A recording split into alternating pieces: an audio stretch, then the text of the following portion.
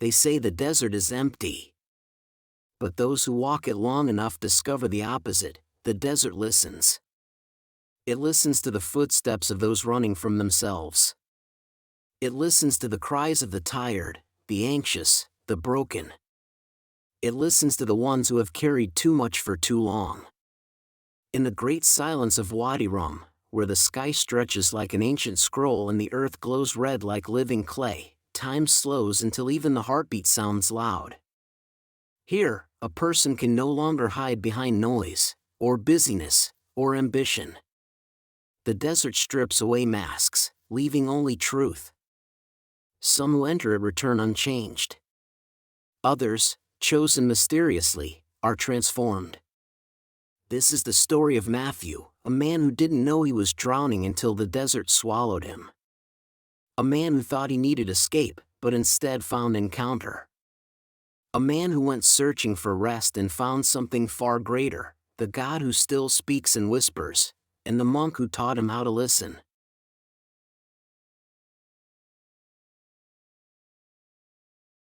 Matthew had not planned to get lost. He had planned to escape. After 12 years in corporate finance, 12 years of deadlines, late-night emails, performance reviews, and a creeping sense of futility, his body finally rebelled. The stress that he treated as a badge of honor had tightened around his chest like a rope pulled one knot too far. The doctor's words had been sharp, almost harsh. If you keep going like this, Matthew, something will break, and it might not be fixable. He booked a flight the next day.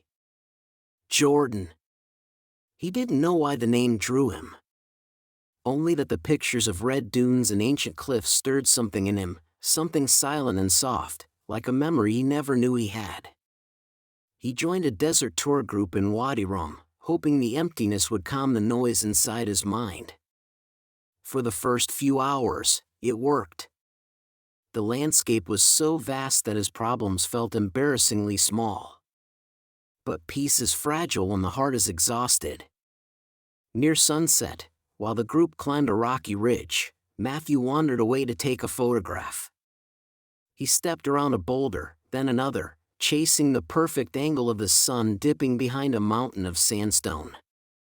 When he turned around, no group. No guide. No tire tracks in the sand.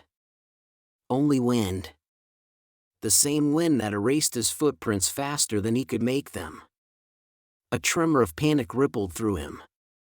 He shouted, but his voice vanished into the open sky. The temperature dropped quickly. Desert nights were merciless. His water bottle was half full. His phone battery was dying. It showed no signal. He tried to retrace his steps, but the terrain looked different in the fading light. Everything was a shifting tapestry of shadows.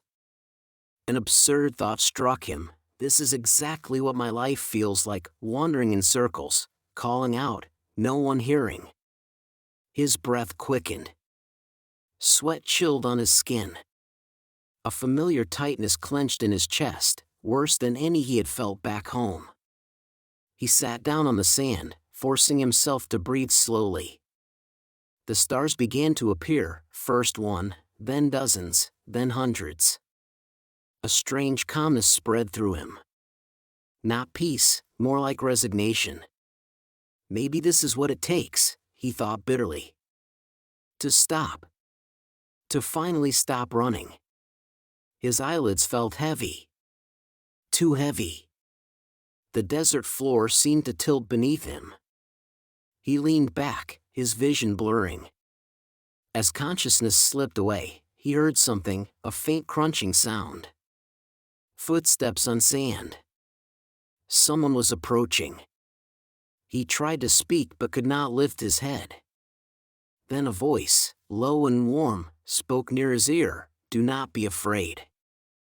You are not alone in this place." A hand touched his shoulder, firm, gentle, steady. Before darkness claimed him completely, Matthew saw shape above him, a man wrapped in a simple robe the color of desert clay, with a hood that framed an aged but kind face. A soft light, Perhaps a lantern glowed beside him. The last thing Matthew heard was the man's whisper, "The desert brings those who are ready to be found." Then everything went black.